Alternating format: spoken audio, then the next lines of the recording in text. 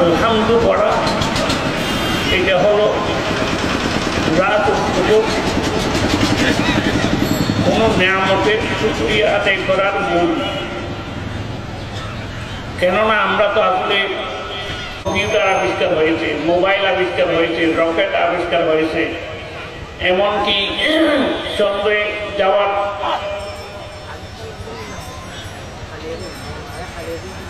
যানবাহন আবিষ্কার হয়েছে, কিন্তু এই সমস্ত জিনিসের যদি আমরা প্রশংসা করি, মোবাইলের প্রশংসা করি, কম্পিউটারের প্রশংসা করি,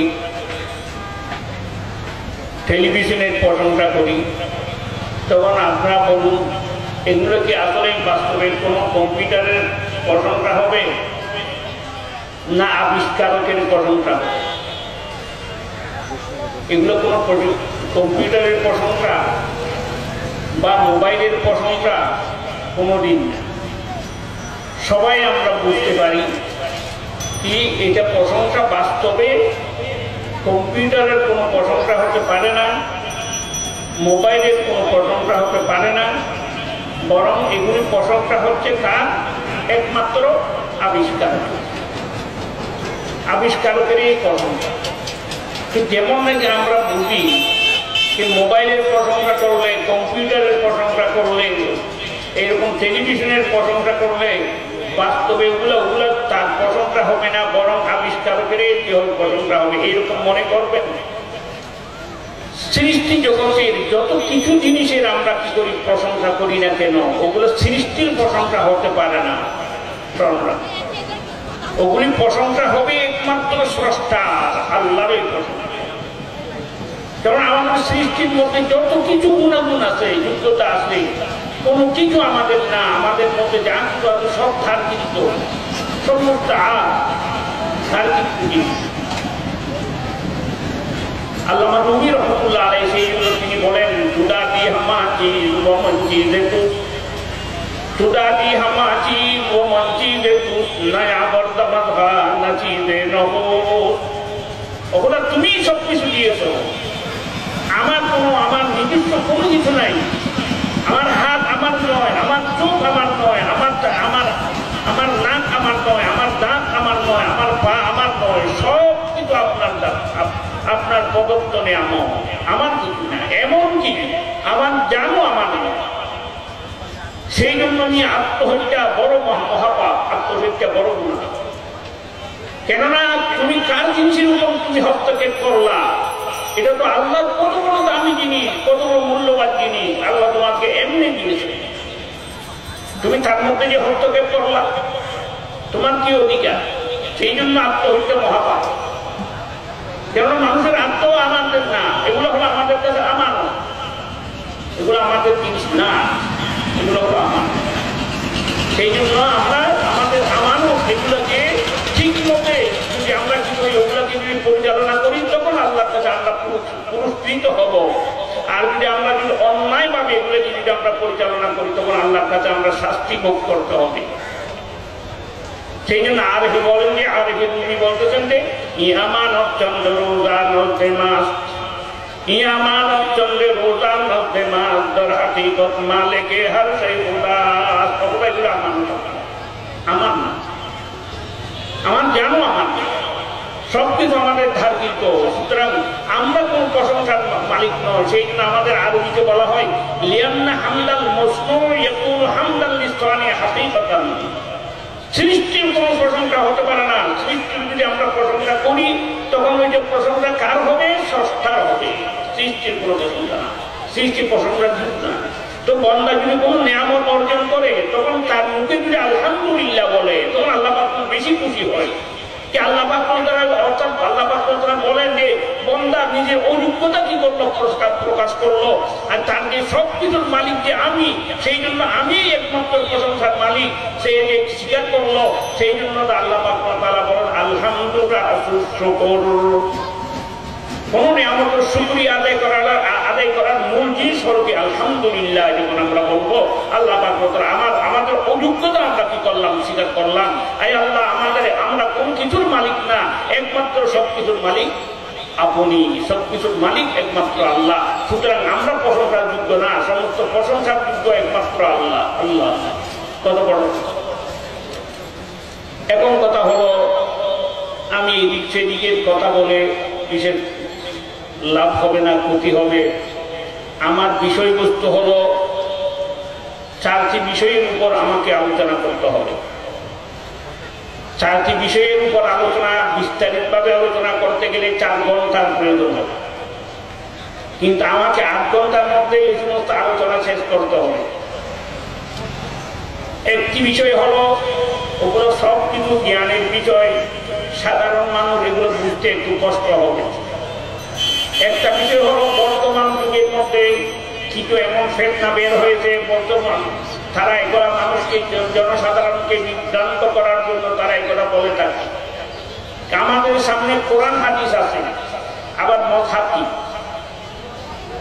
মযহাবের দরকার কি আছে? কোরআন হাদিস আমরা আমাদের সামনে আছে, আমরা কোরআন হাদিস মতে চলবো, আবার মযহাবের দরকার। এখন যে মযহাব আমরা যে প্রত্যেক এখানে আমাদের বাংলাদেশে শতকরা 90 জন মানুষ মুসলমান, শতকরা 90 জন মানুষ হানিফি মযহাবের অনুসারী। তাই কিছু মানুষ তারা একথা বলে যে কোরআন হাদিস থাকতে আবার মযহাব মানা ওয়াজিব কেন? এক বিষয়। দ্বিতীয় বিষয় হলো, এক ইমামের কেন আমরা কথা শুনবো? যেটা নাকি যেটা কোরআন হাদিসের সাথে মিল হয়, যে ইমামের হোক না কেন, আমি সেই তার কথা আমি শুনবো, তার কথা মানবো। এক ইমামের কথা মানতে হবে, এটা কেন? তিনি কি আমাদের রাসূল না কোনো আল্লাহর প্রেরিত কোনো মনীষী? তার কথা কেন শুনবো? 2। তৃতীয় কথা হলো, এই 4 মযহাবের মধ্যে 4 মযহাবের মধ্যে সীমাবদ্ধ কেন? আর তার অধিক 4 মযহাব থেকে অধিক আর কোন মযহাব কেন হচ্ছে না? এরকম কোন দিক আছে? তাই আর 3 বিষয় হয়ে গেল। আরেকটি বিষয় হলো, আমরা অন্যান্য ইমামের মযহাব কেন মানি না? ইমাম হানিফির মযহাব কি, তার বৈশিষ্ট্য কি? ইমাম হানিফের মযহাব কেন মানব? আর ইমাম শাফিঈ আছে, ইমাম আহমদ বিন হাম্বল আছে, ইমাম মালিক ইবনে আনাস আছে, মালিকি মযহাব আছে, তাদের কথা মানলে গুনাহ কেন হবে? তাদের কথা মানলে অসুবিধা কি আছে? আবু হানিফা রাহিমাহুল্লাহ তাআলার মযহাব মানার দরকার কি, তার বৈশিষ্ট্য কি? এই কয়েকটি বিষয়, এই 4টি বিষয়ের উপর আমাকে আলোচনা করতে হবে। তাই সংক্ষিপ্ত আকারে আলোচনা করে কোনো রকমে শেষ করার চেষ্টা করব। প্রথম দেখেন,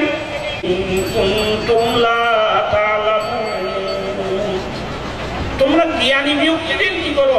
জিজ্ঞাসা করে তাদের জ্ঞান মতে, তাদের বর্ণনা মতে তোমরা কি করো? তাদের অনুসরণ করো। যদি তোমরা না জানো, যদি যে বিষয়ে কোরআন শরীফের মধ্যে মশালার সম্পর্কে বা এই সমস্ত তাফসীর সম্পর্কে, হাদিস সম্পর্কে যে বিষয়ে আমরা জানি না, তা এই বিষয়ে যে জ্ঞানী হবে, সে বেশি দক্ষ হবে, বেশি সুযোগ্য হবে, তার কথা মতে, তার কথা আমাদেরকে মানতে হবে। আমরা ডাক্তারের কাছে যাই, ডাক্তারের যেভাবে প্রেসক্রিপশন দেয়, যেগুলো ওষুধ নির্ণয় করে, সেভাবে আমরা খেতে থাকি, সেভাবে আমরা চলতে থাকি। কোনো ব্যক্তি কোনো ডাক্তারের কাছে এরকম একথা জিজ্ঞাসা করতে, ভাই আপনি যে আমার জন্য এই যে ওষুধ নির্ণয় করলেন, দলিল দেখুন তো, একটু দলিল দেখুন তো, কোনদিন জিজ্ঞাসা করছি আমরা? এরকম ইঞ্জিনিয়ার আমাদের প্ল্যান করে, আমাদের এস্টিমেট করে কি আপনার এই বিল্ডিং এর মধ্যে এত কোটি টাকা লাগবে বা এত লাখ টাকা লাগবে, এইটার একটা প্ল্যান প্রোগ্রাম করতে, একটা নকশা তৈরি করতে, সেই নকশা মতে আমরা কি করি? আমাদের বিল্ডিং তৈরি করি, আমাদের ভবন তৈরি করি, আমাদের টাওয়ার তৈরি করি, কিন্তু জিজ্ঞাসা করি না আপনি কেন লিখছেন, এই প্ল্যান কিভাবে তৈরি করলেন, কোন দলিলে তৈরি করলেন, কোনদিন জিজ্ঞাসা করছি? এটাকে বলো তদবির, এটাকে বলো মযহাব মানা। কোন দলিল অন্বেষণ করা ছাড়া, যেই বিষয়ে যে নাকি বেশি দক্ষ, বেশি পারদর্শী, বেশি জ্ঞানী, আমরা যারা নাকি অজ্ঞান, সেই বিষয়ে আমাদের জ্ঞান রাখি না, ওই জ্ঞানীদের কথা মতে চলা, তাকে বলা হয় এই তদবির। সুতরাং কোরআন হাদিসের কিছু কিছু মশালার বিষয় আছে যেগুলো আমরা সবাই জানি, যেমন কি 5 ওয়াক্ত নামাজ, যেমন হজ ফরজ, 5 ওয়াক্ত ওয়াক্ত নামাজ ফরজ, যাকাত ফরজ, এগুলো আমরা জানি। এগুলো সম্পর্কে কারো কারো কোনো তকলিফ করতে হবে না, বস আল্লাহ করার এই মধ্যে জীবন মধ্যে জীবন। কিন্তু এগুলোর ভিতর এমন কিছু কিছু সূক্ষ্ম ব্যাপার আছে যেগুলো আমরা সাধারণ মৌলবী না, আল্লাহর রহমতে আমরা এখন 50 বছর 45-50 বছর পর্যন্ত ওখানে তিনদিন পড়াইতেছি। আমাদের পূর্ণ সাহস হয় না আমরা যে কোরআন হাদিস থেকে কোনো মাসলা কি করে ওখান থেকে বের করে আমরা তার কি বড় সমাধান দেব, আমাদের সাহস হয় না।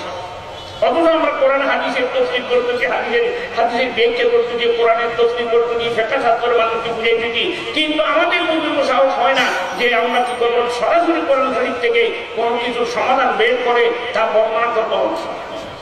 কেউ আমরা কি আমাদের চেয়ে আর কত বড় আল্লামা আনোয়ার সাহেব বুঝিয়েছেন, যিনি নাকি চলন্ত লাইব্রেরি বলা হতো, তাকে চলন্ত লাইব্রেরি বলা হয়। আল্লামা আনোয়ার সাহেব কাশ্মীর রহমতুল্লাহ আলাইহি চলন্ত লাইব্রেরি বলা হয়। এইরকম কি ছিল, প্রতি বিষয়ে প্রতি সাবজেক্টে তার এরকম প্রতিভা ছিল। তিনি ফয়জুল বাড়ি কিতাবের মধ্যে বুখারী শরীফের সারা, বুখারী শরীফের বাক্য ফয়জুল বাড়ির মধ্যে তিনি লেখেন যে আমি আল্লাহর রহমতে আমাকে এইরকম আল্লাহ পাক আমার প্রতিভা দিয়েছেন, আমি যে কোনো বিষয় নতুন ভাবে আমি আবার আবিষ্কার করতে পারবো, নতুন আগের ইমামগণের কথাবাদ দিয়ে আমি নিজস্ব মতবাদ দিয়ে নিজস্ব ভাবে আবার আমি কি করবো আবিষ্কার করতে পারবো। কিন্তু আমি ফিকহ শাস্ত্রের মধ্যে আমি আবু হানিফার মুকাল্লিদে মহর, অর্থাৎ আবু হানিফার কথার বাহিরে আমি যাবার আমার সাহস হয় না। কেননা শুধু কোরআন শরীফের অনুবাদ বুঝলে তো হয় না, তাফসীর বুঝলে হয় না, এই কোরআন হাদিস থেকে কি করতে হবে, থিওরি বের করতে হবে। এই থিওরির অধীনে দৈনন্দিন যে সমস্ত সমস্যার সৃষ্টি হচ্ছে ওগুলোর সমাধান কোরআন হাদিস থেকে বের করতে হবে। দেখেন তো এইগুলি কে পারবে? এই সাধারণ মসজিদ পারবে? বাংলারা তো দূরে থাকো, যারা যে কোরআন হাদিস পড়ার তারা তো দূরের কথা, সাধারণ যে আলেম ওলামা যারা নাকি বাংলাদেশের মধ্যে এখন প্রখ্যাত যারা নাকি আলেম ওলামা আছে, তারা কোনদিন কেউ পারবে এই কোরআন হাদিস থেকে থিওরি বের করা? আবার সেই থিওরির অধীনে দৈনন্দিন যে সমস্ত সমস্যা আছে এই সমস্ত সমস্যার সমাধান ওখান থেকে কি করা, বের করা সম্ভব? এখন আল্লাহ কিছু বাইক বলতেছেন, আমাদের কিছু বাইরা বলছেন এই কোরআন হাদিসটাকে আবার মতামত কি? তো তারা আসলে বড় বড় ইমামদের থেকে তাদের তকলিফ তাদের অনুসরণ থেকে তাদেরকে সরাইয়া তারা নাকি এই সমস্ত ঘুমরা কিছু জানে না, না নহু জানে, না সরফ জানে, না কোনো ফিকহ জানে, না কোনো তাফসীর জানে, না কোনো হাদিস জানে, তাদের অনুসারী বানানোই তাদের উদ্দেশ্য। তোমরা ওদের অনুসরণ করো না, আমাদের অনুসরণ করো। কেননা সাধারণ মানুষ তো কোনো কোরআন হাদিস থেকে মশলা জানবে না, তাদের থেকে তারা যা বলবে তারা সেই কথা মতো চলবে। তারা কি, তারা তো আমাদের একজন তালেবে এরকম তাদের জ্ঞান নাই, কিন্তু অনুবাদ করে তারা মনে করে যে আমরা অনেক কিছু জেনে ফেলি। কিন্তু জেনারেশন কিছু আছে, আর কিছু নেই এরকম হুন্ডা কিছু আছে, তারা কিন্তু অনুবাদ করে তারা বলছে না কোরআন হাদিসের মধ্যে এরকম আছে। ভাই তুমি কি তুমি সমাধান দিতে পারবে? রাসূল ইসলাম হাদিসের মধ্যে বলছেন একটি হাদিস উদাহরণস্বরূপ আপনাদের বলছি, একটি হাদিসের মধ্যে লা সালাতা লিমান লাম ইয়াকরা বিফাতিহাতিল কিতাব, এক হাদিসে বলছি লা সালাতা লিমান লাম ইয়াকরা বিফাতিহাতিল কিতাব, ইমামের পিছনে যে সূরা ফাতিহা না পড়লে নামাজ হবে না। দেখুন তো হাদিস সহিহ বিশুদ্ধ হাদিস, কেউ এটাকে জয়ী বলতে পারবে না, সমস্ত হাদিসের মধ্যে আছে। আবার আরেক বর্ণনার মধ্যে হযরত জাবির নাম তুলে বলছিলেন মাল্লাহু ইমাম ফাকরা ইমামে লাহু কিরাআত, ইমাম থাকলে ইমামের কিরাআত যে যথেষ্ট মুক্তদিরে কিরাআত পড়তে পারবে না। আচ্ছা সমাধান কি দেবে তারা? সাধারণ মানুষ বলতে পারবে এই সমাধান দেওয়া? ইমামের পিছনে কিরাআত পড়া যাবে না, ইমামের পিছনে কিরাআত পড়লে যে মুকরুহ তাহরিমি না যায়, যেমনি কি ইমাম বুখারী রাহিমাহুল্লাহ তাআলা বলেছেন। হ্যাঁ লা সালাতা লিমান ইয়াকরা বিফাতিহাতিল কিতাব, যেটা কি সূরা ফাতিহা পড়বে না তার নামাজ হবে না, সেই বিষয় হলো সেটা হলো যে আপনি একাই নামাজ পড়বে, যার যে ইমাম হবে তার জন্য এটা প্রযোজ্য, এইটা মুক্তদির জন্য প্রযোজ্য না। আচ্ছা দেখেন তো এই যে সমাধানটা দেওয়া হলো, এই আমি তোমার সাধারণ আলেমের পক্ষে যে পূর্ণ সম্ভব? তো দুনিয়ার মধ্যে যেমন দেখি যে বিষয়ে মানুষ জানে না সেই বিষয়ে জ্ঞানী ব্যক্তি অনুসরণ করতে হয়, না হলে দুনিয়া চলবে না। প্রতিটি জিনিসের মধ্যে এরকম জ্ঞানী ব্যক্তিকে অজ্ঞানী ব্যক্তি যারা অজ্ঞ, যারা যে বিষয়ে যাদের ধারণা নাই, যাদের জ্ঞান নাই, সেই বিষয়ে যারা নাকি কি হবে জ্ঞানী হবে, যারা নাকি বেশি কি হবে দক্ষ হবে, তাদের অনুসরণ করতে হবে, তাদের কথা মতে চলতে হবে, না হলে কোনো উপায় নাই, কোন দুনিয়াই চলবে না। এরকম দুনিয়া যেমন কিছু চলে না, এরকম আখিরাতের বিষয়ে, কোরআন হাদিসের বিষয়ে যারা নাকি আমরা ক্ষুদ্র এলম রাখি, ক্ষুদ্র জ্ঞান রাখি, সীমিত আমরা যারা জ্ঞান রাখি, তাদেরকে আল্লাহ পাক যাদেরকে অসীম জ্ঞান দিয়েছেন, তাদের কি করতে হবে? তাদের অনুসরণ করতে হবে, তাদের কথা মতে, তাদের সমাধান মতো আমাদেরকে চলতে হবে। সেই জন্য দুনিয়ার মধ্যে কোনো কিছু নাই। সেই জন্য একজন শায়ের খুব সুন্দর বল, কি বলেন? আমার শেরানে জাহাঁ বস্তায়ে ই সিলসিলা, আমার শেরানে জাহাঁ বস্তায়ে ই সিলসিলা, রুবা বাজ্জা বচে হিলা বুচলতি সিলসিলারা। বলতে আমার শেরানে জাহাঁ বস্তায়ে ই সিলসিলা, বলতে এই বিষয়ের কারণে কি বড় বড় সিংহ পুরুষ তারা এই তকলিদের শিকলের মধ্যে তারা বাঁধা, তারা সব তকলিদ করতে তারা বাধ্য। বড় বড় যারা নাকি কি বিদ্যার সাগর, যারা নাকি এই এলমের যারা নাকি সিংহ পুরুষ, তারা এই তকলিদের শিকলে তারা বাঁধা, তারা তকলিদ ছাড়া তারা বুঝে ফেলছে যে কোনো উপায় নাই। এই সমস্ত বড় বড় মনীষী, বড় বড় ইমাম করে যে সমাধান করা কোরআন হাদিস থেকে বের করে আমাদেরকে দিয়েছেন, আমাদের তা অনুসরণ করা ছাড়া আমাদের কোনো উপায় নাই। সেই জন্য তারা সব এই তকলিদের শিকলে তারা বাঁধা। রোবা বাচ্চা বচে হিলা বুকচলতি সিলসিলারা, ক্যালসিয়াম নাকি আবার এই লোহার শিকলকে ভাঙতে পারবে? কোনদিন এই সমস্ত ক্যালসিয়ামরা, এই সমস্ত কুকুররা কোনদিন কি করবে না, এই শিকলকে, এই লোহার এত শক্ত শিকলকে কোনদিন তারা ভাঙবে না। তারা সারাদিন কেউ কেউ করুক, কিন্তু আমাদের এই শিকল তকলিদের শিকলের কোন রকমের ক্ষতি হবে না। তাই তকলিদের অর্থ হলো আমরা যে বিষয়ে না জানি, কোরআন হাদিসের এই সূক্ষ্ম বিষয় সম্পর্কে, জটিল বিষয় সম্পর্কে আমরা জানি না, সেই বিষয়ে যারা নাকি এই বিষয়ে যারা নাকি কি বেশি পারদর্শী, তাদের কথা মতে চলা, তাদের অনুসরণ করার নাম হলো তো দলিল অন্বেষণ করা ছাড়া, দলিল তাদের থেকে তালাশ করা ছাড়া তাকে বলা হয় তকলিদ। এই তকলিদ মতে আমাদেরকে চলতে হবে, না হলে কোনো উপায় নেই। এখন কথা হলো যে কোনো কেউ আমাদেরকে সমাধান দিবে, তার কথা মতো চলবো, বড় পারদর্শী যা হয় তার কথা মতো চলবো, আরেক মশলার মধ্যে আরেকজন পারদর্শী হলে তার কথা মতো চলবো, আরেকজন হলে আরেকজন চলবো, এরকম ভাবে আমরা চলবো।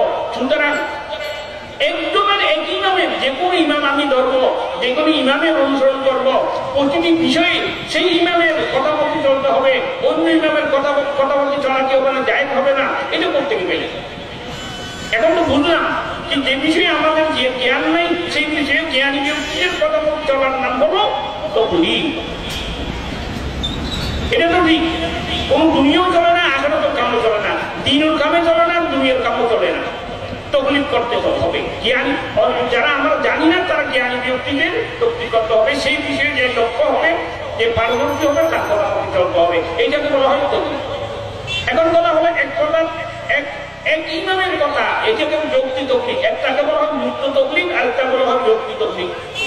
ব্যক্তি তকলিদ কেন হলো? তার কথা হলো আগের যুগে যখন ভালো যুগ ছিল, তখন কি হলো, মুক্ত তকলিদের সুযোগ ছিল, ব্যক্তি তকলিদের ছিল, মুক্ত তকলিদ ছিল। সাহাবায়ে কেরামের যুগে তারা ব্যক্তি তকলিদ করতেন, যে কোনো বিষয়ে একজনের যাকে নাকি ধরতেন তাকে তার কথাই বলতে চলতেন, সব বিষয়ে অন্য ইমামের কথা বলতে চলতেন। যেমন আহলে মক্কা তারা হযরত আব্দুল্লাহ ইবনে আব্বাসের কথা চলতেন, এরকম মদিনাবাসীরা তারা হযরত যায়েদ সাহাবের কথা মতো চলতেন খোলাফায়ে রাশিদিনের পরে। তারপর কুফাবাসীরা, কুফা বাগদাদবাসীরা তারা আব্দুল্লাহ ইবনে মাসউদের কথা মতো চলতেন। তারা এগুলো হল তকলিদে, ব্যক্তি তকলিদের উদাহরণ। আর কেউ যাকে নাকি ভালো মনে করতেন তার কথা মতো চলতেন। তাই উভয় তকলিদ চলত। নবী ইসলামের পরে খায়রুল কুরুনের অবস্থায় উভয় তকলিদ চলত, কিন্তু পরবর্তী যখন দেখছেন এমন কোনো বিষয় নাই যার মধ্যে ফুকাহায়ে কেরামদের, ইমামদের মতভেদ নেই, মানুষের মধ্যে সুযোগ সন্তানী এই স্বভাব মানুষের মধ্যে বেড়ে গেছে। যেটা নাকি নিজের মন মতে, যেটা নাকি নিজের সুবিধা মতে, নিজের স্বার্থর মোয়াফেক হয়, সেটাই মানুষ গ্রহণ করে। যেটা নাকি নিজের স্বার্থের একটু পরিপন্থী হয়, সেটাকে মানুষ চায় না। এরকম করে বলে কিছু ব্যাপারে একই ইমামের কথা বলতে চলে, আর কিছু ব্যাপারে আরেক ইমামের কথা বলতে চলে, আর কিছু ব্যাপারে আরেক ইমামের কথা বলতে চলে। এইভাবে তারা একটা খিচড়ি একটা নীতি তারা কি করছে বানিয়ে দেয়। যার দ্বারা মতাবের মধ্যে দিনের মধ্যে ফেটনা হওয়া শুরু হয়ে গেছে। এই কথা দেখে 200 হিজরির পরে হযরত শাহ ওলিউল্লাহ কুদরতিল্লাহ তার একটি কিতাব আছে আলিম কাম ফি বায়ান তাওহিদ ইখতিরা, তার 59 সফহার মধ্যে তিনি লেখেন ওয়াবাল মিয়াতাইন যাহারা বিহিম তামাদ্দু বিল মুলতাহিদিন বিআয়ানিহিম ওয়া যালিকা হুয়া ওয়াজিব ফি যালিকা জামান।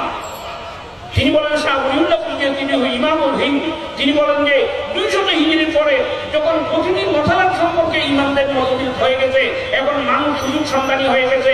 মানুষ যেটা নাকি নিজের স্বার্থ মতো পায় সেটাই নয়, আর যেটা নাকি স্বার্থের একটু পরিবর্তন হয় সেটাকে বাদ দেয়। মানুষ দিনের ইত্তেবা করতে না, মানুষ নিজের স্বার্থের ইত্তেবা করতেছে, নিজের সুযোগ সুবিধার কি করতেছে ইত্তেবা করতেছে। তখন তারা বলতেন এখন যুক্ত তৈরিত্ব চলতে পারবে না, এখন ব্যক্তি তৈরি করতে হবে। তোমার সুবিধা মতো হোক না হোক, যেটা নাকি তুমি একজনকে দল করো। যেমন আমরা ডাক্তার, সব ডাক্তারের কথা মতো চলি না। এক ডাক্তার যাকে নাকি ধরি সে তার কথা মতোই চলি। প্রতি বিষয়ে তার যেভাবে আমাদেরকে নির্দেশ দিবে সেইভাবে আমরা চলি থাকি। এইরকম বলছিলেন। এখন বর্তমান সব ইমামের কথা মতো চললে মানুষ সুযোগ সন্ধানী হয়ে যাবে। মানুষ সুবিধা কি করে অনুসরণ করবে, মানুষ দিনের অনুসরণ করবে না, মানুষ নিজের ধর্মের অনুসরণ করবে না, যেটা সুযোগ পাবে সেটারই অনুসরণ করবে। তখন তারা কি করতেন, তারা মুক্ত তকলিফ থেকে ছেড়ে তারা বলছে ওয়াজিব ফি যালিকা জামান। এখন তকলিফ বিরক্তি তকলিফে এখান কি হবে, ওয়াজিব হবে। সুতরাং ইমাম আবু হানিফার মতো মানুষ কত বড় হাদিস বিচারক, ইমাম আবু হানিফার মতো মানুষ আল্লামা জালালউদ্দিন সুয়ুতী রাহমাতুল্লাহ আলাইহি তিনি বলতেছেন আল্লাহ পাক ইমাম আবু হানিফারে যেমন তিনি ফিকহ শাস্ত্রের মধ্যে যেরকম প্রতিভা দিয়েছেন, তিনি ফিকহ শাস্ত্রের আবিষ্কারক ছিলেন, তিনি মুজাদ্দিদ ছিলেন ফিকহ শাস্ত্রের। এইরকম তিনি বলতেছেন হাদিস শাস্ত্রের মধ্যে আল্লাহ পাক তাকে এমন প্রতিভা দিয়েছিলেন যে সর্বপ্রথম হাদিস শাস্ত্রকে তিনি কি একত্রিত করতেন ফিকহ ফতোয়ার ফিকহ আবওয়াব হিসেবে তিনি হাদিস শাস্ত্রের মধ্যে তিনি কিতাব রচনা করতেন। এই কিতাবের নাম হলো কিতাবুল আযা। তিনি নিজে কোনো হাদিস লিখতেন না, কোনো কিতাব লিখতেন না, তার যে এমলা করাতেন অর্থাৎ মুখে বলতেন, তার সাংবাদিকরা কি করতেন, লিখে কিতাব তৈরি করলেন। তিনি আল্লামা জালালউদ্দিন সুয়ুতী, তিনি মুওয়াত্তা মালিকের একটি সরা আছে আল্লামা জালালউদ্দিন সুয়ুতীর তানবীরুল হাওয়ালিক ফি শারহিল মুওয়াত্তা লিল ইমাম মালিক। সেখানে তিনি উল্লেখ করবেন যে ইমাম আবু হানিফা রাহিমাহুল্লাহ তাআলা 40,000 আহকামের হাদিস থেকে সংকলন করে তিনি কিতাবুল আযাব রচনা করেন। যেই কিতাবুল আযাবের ইমাম মালিক রাহিমাহুল্লাহ তাআলা পর্যন্ত এই কিতাবুল আযাব থেকে দেখে তিনি কি করতেন, কিতাবুল মুওয়াত্তা লিল ইমাম মালিক রচনা করতেন। ইমাম মালিক ওখান থেকে কি করতেন, ইস্তেফাদা করতেন। দেখেন এইরকম প্রতিভা দিয়ে এইরকম আল্লাহ পাক তাআলা হাদিস শাস্ত্রের মতো ইমাম আবু হানিফা রাহিমাহুল্লাহ তাআলা এইভাবে প্রতিভা দিয়েছেন। সেই জন্য আমরা এখানে আর সব ইমাম থেকে তিনি বড়, তিনি তাবিঈ, আল্লাহ পাক তাকে তাবিঈর এই মর্যাদায় সম্মান আল্লাহ পাক দান করতেন। সেই জন্য আমরা আবু হানিফা রাহিমাহুল্লাহ তাআলাকে অনুসরণ করি, অন্য নামের আমরা অনুসরণ করি না। কেননা তার প্রতিভা এবং তার দিনের জ্ঞান অসাধারণ জ্ঞান ছিল। তিনি অসাধারণ জ্ঞানের অধিকারী আল্লাহ পাক তাকে দিয়েছিলেন। বড় বড় মুহাদ্দিসিন কেরাম তারা পর্যন্ত তাকে মেনে নিয়েছেন। দেখেন ইমাম বুখারী রাহিমাহুল্লাহ তাআলা একজন উস্তাদ মুফতি ইবনে ইব্রাহিম, ইমাম বুখারী রাহিমাহুল্লাহ তাআলা এগুলো হলো আলেমদের বিষয়। বুখারী শরীফের মধ্যে 22টি 84 হাদিস আছে, যে হাদিসের মধ্যে ইমাম বুখারী রাসূলুল্লাহ সাল্লাল্লাহু আলাইহি ওয়াসাল্লামের মাধ্যমে মাত্র 3টি ওয়াসতা, 3টি মাধ্যম আছে। যে সমস্ত হাদিসের মধ্যে মুহাদ্দিস আর রাসূলুল্লাহ পর্যন্ত ওয়াসতা 3 ওয়াসতা হয় তাকে 84 হাদিস বলে, 2 ওয়াসতা হবে সোনাই হাদিস বলে। ইমাম আবু হানিফা রাহিমাহুল্লাহ তাআলা সব হাদিস সোনাই, আর কোন হাদিস ওয়াহাদি আছে, একজন ওয়াসতা শুধু হযরত সাহাবী ওয়াসতা। যত ওয়াসতা কম হয় এতই হাদিসের গুরুত্ব বেশি হয়। এই ওয়াহাদি হাদিস একমাত্র ইমাম আবু হানিফা রাহিমাহুল্লাহ তাআলা পেয়েছেন, আর কোনো ইমাম পাইনি। আর আর ওনার সব হাদিস শোনাই, অর্থাৎ আবু হানিফা থেকে রাসূলুল্লাহ সাল্লাল্লাহু আলাইহি ওয়াসাল্লাম পর্যন্ত মাত্র 2 জন ওয়াসিতা। ইমাম বুখারী রাহিমাহুল্লাহ তাআলা এত বড় হাদিস বিশারদ হওয়া সত্ত্বেও যেহেতু তিনি পরবর্তী ইমাম, সেই জন্য তার মাত্র 22টি বুখারী শরীফ, পুরো বুখারী শরীফের মধ্যে মাত্র 22টি সোলাসি হাদিস, অর্থাৎ স্থান থেকে নিয়ে রাসূলুল্লাহ সাল্লাল্লাহু আলাইহি ওয়াসাল্লাম পর্যন্ত 3টি মাধ্যম, 3টি ওয়াসিতা। সেই জন্য তিনি ওই 22টি সোলাসি হাদিস নিয়ে তিনি গর্ব করেন। কেননা আমাদের সিয়াসিতে যে গ্রন্থ আছে, হাদিস গ্রন্থ আছে, ওই সিয়াসিতের মধ্যে আর কোনো এত বেশি সোলাসি হাদিস আর কোন কিতাবের মধ্যে নাই। আর ইমাম তিরমিজির মধ্যে আছে মাত্র 2টি, তিরমিজি শরীফের মধ্যে মাত্র 2টি সোলাসি হাদিস আছে। এত বেশি সোলাসি হাদিস আর সিয়াসিতের মধ্যে কোনো হাদিস কিতাবের মধ্যে নাই। এই সোলাসি হাদিস থেকে 11টি হাদিস তিনি মক্কি ইবনে ইব্রাহিম থেকে তিনি কি করছেন, নিয়েছেন। তার ওস্তাদ হলেন মক্কি ইবনে ইব্রাহিম।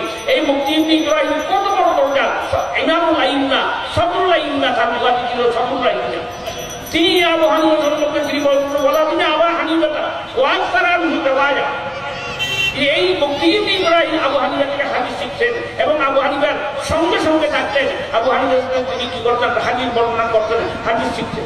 এরকম একটা আবু আব্দুর রহমান মুকরি, আবু আব্দুর রহমান মুকরি একজন শাইখুল ইসলাম ফিল হাদিস, শাইখুল ইসলাম ফিল হাদিস ছিলেন। তিনি ইমাম বুখারীর উস্তাদ ছিলেন। তিনি ইমাম আবু হানিফা থেকে 900 হাদিস শিখছেন। আবু হানিফা থেকে শিখছেন, ইমাম আবু হানিফা থেকে 900 হাদিস শিখছেন। তিনি ইমাম আবু হানিফা থেকে যখন হাদিস বর্ণনা করতেন তখন এইভাবে তিনি হাদিস বর্ণনা করেন, হাদাসানা শাহান শাহুল ফিল হাদিস আই মালিকুল আমলাক ফিল হাদিস। অর্থাৎ এই হাদিস শাস্ত্রের যিনি সম্রাট, হাদিস শাস্ত্রের যিনি সম্রাট, তিনি আমাদেরকে কি করতেন, হাদিস বর্ণনা করতেন। এইভাবে তিনি কি করতেন, ইমাম আবু হানিফা সম্পর্কে এইভাবে তিনি ইমাম আবু হানিফার প্রশংসা করতেন। ইমাম আবু হানিফা হলেন মালিকুল আমলাক ফিল হাদিস, অর্থাৎ হাদিস শাস্ত্রের সম্রাট। তাই আর এই যে বিরক্তি তকলিদের প্রমাণ রূপে ইসলামের যুগ, খোলাফায়ে রাশিদের যুগেও তার প্রমাণ ছিল। যেমন কি দেখেন কোরআন শরীফের মধ্যে, বুখারী শরীফের মধ্যে আছে উনজিলাল কোরআন আলা সাবআতি আহরুফ, 7 ভাষায় আরবের, মক্কা শরীফের আরবের হেজাজের 7 ভাষায় কোরআন শরীফ নাযিল করা হয়েছে। তাদের পড়ার সুবিধার জন্য, তেলাওয়াতের সুবিধার জন্য, তারা যেমন কি হয় সবাই কোরআন শরীফ বুঝতে পারে, কোরআন শরীফ পড়তে পারে। সেই জন্য নবী ইসলাম যখন আল্লাহর কাছে কি করছেন, অনুরোধ করছেন, দরখাস্ত করবেন, তখন আল্লাহ পাক তাআলা 7 ভাষায় কোরআন শরীফ নাযিল করেন। তো নবী ইসলামের যুগে এইরকম হযরত আবু বকর রাহিমাহুল্লাহ তাআলার যুগে, হযরত ওমর রাদিয়াল্লাহু আনহু খেলাফতকালে 7 ভাষায় কোরআন শরীফ পড়া হতো। যে কোনো ভাষায় কোরআন শরীফ পড়লে তা গ্রহণযোগ্য হতো। কিন্তু হযরত ওসমান রাদিয়াল্লাহু তাআলা খেলাফতকালে তিনি যখন দেখলেন যে এই 7 ভাষা যেটা নাকি মানুষের সহজের জন্য আল্লাহ পাক নাযিল করতেন, মানুষের উপকারের জন্য নাযিল করতেন, কিন্তু এখন বড় ফিতনার সবব হয়ে গেছে। মানুষ এখন কোরআন শরীফ সম্পর্কে সংশয় শুরু করছেন। এই যে কোরআন শরীফ আল্লাহর যদি বাণী হয়, এত ভাষায় কেন আল্লাহ বাণী? আবার তারা বিভিন্ন প্রক্রিয়ায় মধ্যে তারা আবার সংঘর্ষ শুরু হয়ে গেছে, একতলাপ শুরু হয়ে গেছে, ঝগড়া শুরু হয়ে গেছে। যখন অবস্থা দেখছেন হযরত ওসমান রাদিয়াল্লাহু আনহু, তিনি বড় বড় সাহাবায়ে কেরাম সেই সময় যারা ছিলেন তাদের পরামর্শ করতেন এবং তারা সবাই মিলে এক বাক্যে তারা কি করতেন, এবং কুরাইশ ভাষার উপরে কোরআন শরীফকে একত্রিত করতে হবে, অন্য সব ভাষা নিষিদ্ধ করতে হবে। আরবের ভাষা অন্য ভাষা না, আরবের অন্য ভাষায় যে কোরআন শরীফ পড়ার ছিল, অনুমতি ছিল, তা নিষিদ্ধ করে দিতে হবে। একমাত্র লিয়ান্নাল কোরআনা উনজিলা আলা লুগাতি কুরাইশ, কেননা কুরাইশের লোকদের উপর, কুরাইশের ভাষার উপর কোরআন শরীফ নাযিল করা হয়েছে। সুতরাং এখন লোকদের কুরাইশের উপর সবাইকে একত্রিত করে দিতে হবে, অন্য সমস্ত লোক নিষিদ্ধ করে দিতে হবে। মুয়াত্তা মালিকের মধ্যে বিস্তারিতভাবে তিনি কি করতেন, ইমাম মালিক রাহিমাহুল্লাহ তাআলা সেই বিষয়ে আলোচনা করছেন। তাই হযরত ওসমান রাদিয়াল্লাহু আনহু অন্য সব ভাষা, অন্য সব লোক নিষিদ্ধ করে দিয়ে একমাত্র কুরাইশের উপর কোরআন শরীফ লিখছেন, যে কোরআন শরীফ এখন পর্যন্ত আপনারা সবাই লোক কুরাইশ মতো আমরা কি করি, কোরআন শরীফ পাঠ করি, কোরআন শরীফ তেলাওয়াত করি। দেখেন তো এক লোকের উপর, কেননা যে বেশি রোবট তৈরি পান করলে ফেতনার সম্ভব হচ্ছে, আল্লাহ সংসার শুরু হয়ে গেছে, অনেক ঝগড়া বিবাদ শুরু হয়ে গেছে। সেই জন্য তারা কি করছেন, ঝগড়া বিবাদ শুরু করার আগেই হযরত উসমান বড় বড় সাহাবে কারণের সাথে পরামর্শ করে এক নবীর উপর তারা কোরআনকে নির্দিষ্ট করে দিয়েছেন। এটাই হল বিরক্তি তকলিদের দলিল, বিরক্তি তকলিদের প্রমাণ। অর্থাৎ আগে মুক্ত তকলিদের অনুমতি ছিল, যে কোনো ইমামের তকলিদ করতে পারত, কিন্তু মানুষের মধ্যে যখন সুযোগ সন্ধানের স্বভাব হয়ে গেছে, মানুষ যখন নিজের স্বার্থলোভী হয়ে গেছে, স্বার্থান্বেষী হয়ে গেছে, তখন সেই যুগের বড় বড় ওলামা ফুকাহায়ে কেরাম একত্রিত হয়ে তারা বলছেন এখন মুক্ত তকলিদের আর দিনের সুযোগ নাই। মুক্ত তকলিদ করলে, মুক্ত তকলিদের অনুমতি থাকলে তখন মানুষ দিনের ইত্তেবা করবে না, মানুষ সুযোগের ইত্তেবা করবে। নিজের স্বার্থের মানুষ যেখানে স্বার্থ কি হয়, নিজের স্বার্থ পরায়ণ লোক তারা কি করে স্বার্থ উদ্ধার করার জন্য নিজের স্বার্থের মোতাবেক যারা যেগুলো হবে সেগুলিই তারা কি করবে, অনুসরণ করবে। আর যাদের সাথে যুক্ত হবে সেগুলি বাদ দিবে। তখন মানুষ কি করবে না, তখন মানুষ দিনের ইত্তেবা করবে না, তখন মানুষ নিজের খায়সাত নফসানি কি করবে, ইত্তেবা করবে। সেই জন্য মুক্ত তকলিদ নিষিদ্ধ করে এক বিরক্তি তকলিদকে ফরজ এবং ওয়াজিব ঘোষণা করে দিয়েছে। এটা হলো বিরক্তি তকলিদ ওয়াজিব হওয়ার কারণ। না হলে সাহাবায়ে কেরামদের যুগে হযরত আবু বকরের খেলাফতকালে, হযরত ওমর রাদিয়াল্লাহু তাআলার খেলাফতকালে বিরক্তি তকলিদ এবং মুক্ত তকলিদ উভয় প্রকারের তকলিদ কি করত, বরাবরই চলত। কেউ বিরক্তি তকলিদ করত, কেউ মুক্ত তকলিদ করত। তার অনেক প্রমাণ আছে বুখারী শরীফের মধ্যে, অন্যান্য হাদিসের কিতাবের মধ্যে তার অনেক প্রমাণ আছে। যে কেউ হযরত আব্দুল্লাহ ইবনে আব্বাসের তকলিদ করতেন, আহলে মক্কা মক্কাবাসীরা আর মদিনাবাসীরা তারা যায়েদ ইবনে সাবিতের তকলিদ করতেন, কুফা আর বসরাবাসীরা আব্দুল্লাহ ইবনে মাসউদের তকলিদ করতেন, ইয়মানবাসীরা তারা মুআয ইবনে জবালের কি করতেন, তকলিদ করতেন। সুতরাং সেই সময় মুক্ত তকলিদ ছিল, যার ইচ্ছা হয় তারা এইভাবে করতো। আবার বিরক্ত তকলিদ করতেন কেউ, আর অন্য তকলিদ বাদ দিয়ে। এখন আরেকটি মশলা হলো কম হয়ে আসছে, আমি আপনাদেরকে বলতেছি যে এখন এই তকলিদ, এই মযহাব মানা, মযহাবের অনুসরণ করা, এই চার মযহাবের মধ্যে কেন সীমাবদ্ধ হলো, সেই সম্পর্কে পরিষ্কার হলো শেখ আহমদ মোল্লা জীবন নুরুল আনোয়ার মুসান্নিফ আর তাফসীরে আহমদী, তাফসীরাত আহমদী তার একটি কিতাব আছে, নুরুল আনোয়ার তার একটি কিতাব আছে। তিনি লেখেন নুরুল তাফসীরাত আহমদীর মধ্যে তিনি লেখেন ওয়াল ইনসাফ আন্না ইনহাসার আল মাযাহিব ফিল আরবা তাওহীদ ইলাহিয়্যুন ওয়া কবুলিয়াতুন মিন ইন্দিল্লাহ লা মাজারা ফিহি লিত-তাওজীহাত ওয়াল আদিল্লা। বলতে যে এই চার মযহাবের মধ্যে সীমাবদ্ধ হয়ে যাওয়া, এটা কোনো হাদিস কোরআনের কোনো বিষয় নাই। আল্লাহ পাক বলেন এই চার ইমামের মধ্যে এই কোরআন হাদিসের যে প্রতিভা দিয়েছেন, এরপরে যে এইরকম প্রতিভা সম্পন্ন কোন ব্যক্তিত্ব আর কি হয়ে আল্লাহ পাক সৃষ্টি করেন নাই।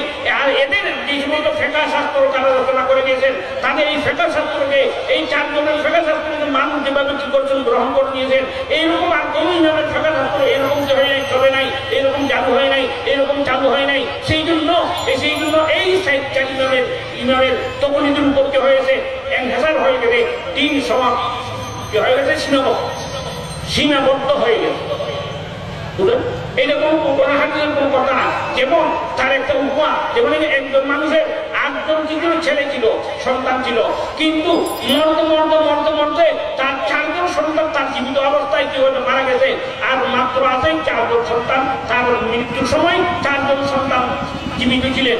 এখন আপনারা বলেন এই পিতার দরকার খারাপ হবে, যারা নাকি পিতার আগে মারা গেছে তারা দরকার হবে কোনোদিন, যদিও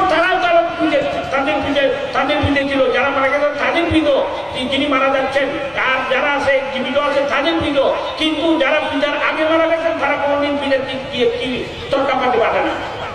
পিতার আগে যারা মারা গেছেন তারা কোনোদিন পিতার তর্কা পাবে না। পিতার তর্কা কারা পাবে, যারা পিতার মৃত্যুর সময় যারা আছে জীবিত আছে তারাই পিতার কিভাবে তর্কা পাবে, আর কেউ পাবে না। কেন? এটা কোনো হাদিসের কথা না। আল্লাহ পাক ওদেরকে পিতার আগে যেহেতু নিয়ে গেছে, বরং পিতা তাদের থেকে তর্কা পাবে। তাদের যদি জনসম্পদ থাকে, তাদের যদি ছেলে মেয়ে থাকে, তাদের জন্ম সম্পদ থাকলে পিতা তাদের থেকে তর্কা পাবে, তারা পিতার তর্কা পাবে না। কেন? যেহেতু তারা পিতার আগে মারা গেছে।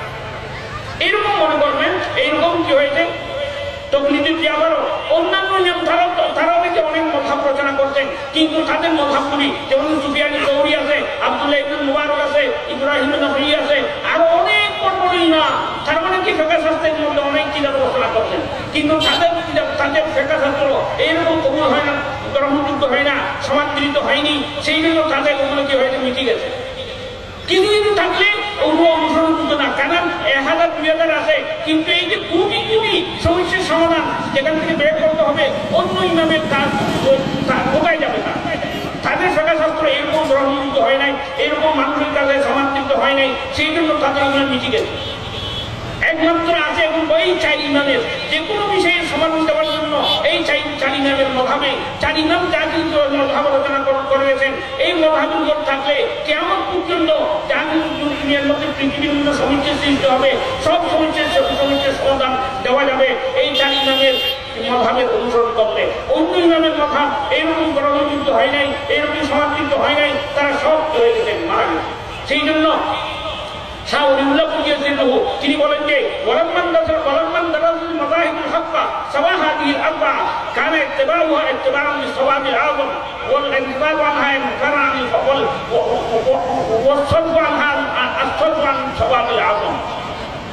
সেই জন্য তিনি বলেন যে সওয়াবে আযম অর্থাৎ জমহুর উম্মত এই 4 ইমামের মযহাবকে তারা কি করতেন, গ্রহণ করতেন। সেই জন্য এই 4 ইমামের মযহাব মতেই চলতে হবে।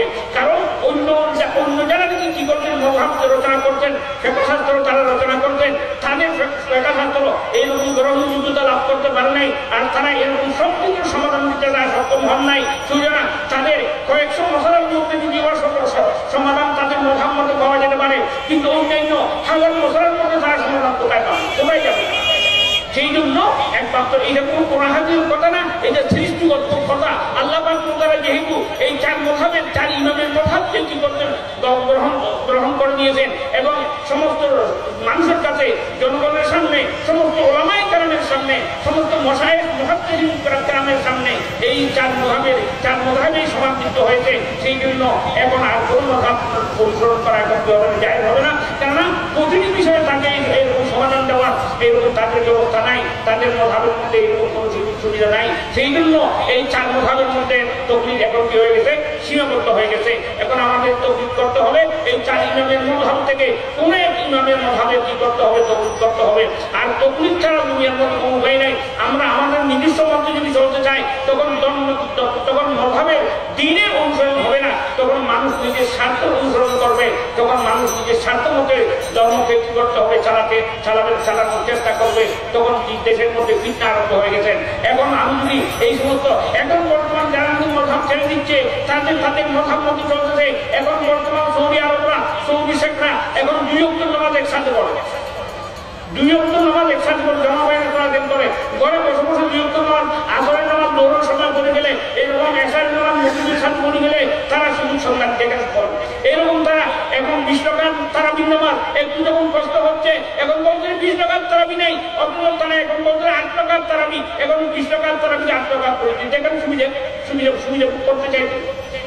এই আপনারা যদি তাকলিদ ছেড়ে দেন, আপনারা যদি মন মতো করতে চান, তখন এই আহলে হাদিস যারা সুবিধাবাদীর দল, যারা আব্দুল কায়েসের দল, সুবিধাবাদীর দল, তারা কি করবে, এইরকম তারা কি করবে, সুবিধামতো দিনকে পালন করার চেষ্টা করবে।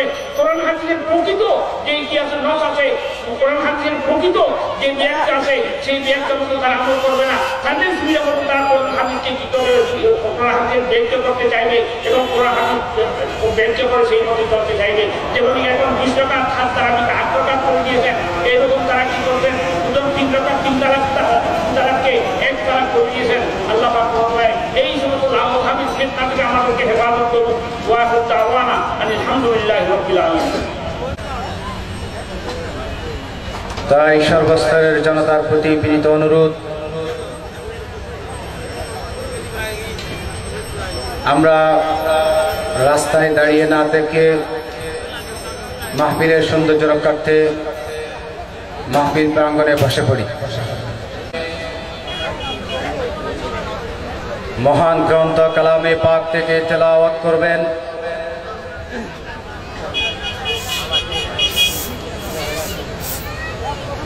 দক্ষিণ পূর্ব এশিয়ার ঐতিহ্যবাহী প্রাচীনতম দ্বীনি শিক্ষা প্রতিষ্ঠান আল জামিয়াতুল ইসলামিয়া পটিয়া সালামদান্না কেরাত বিভাগের সিনিয়র উস্তাদ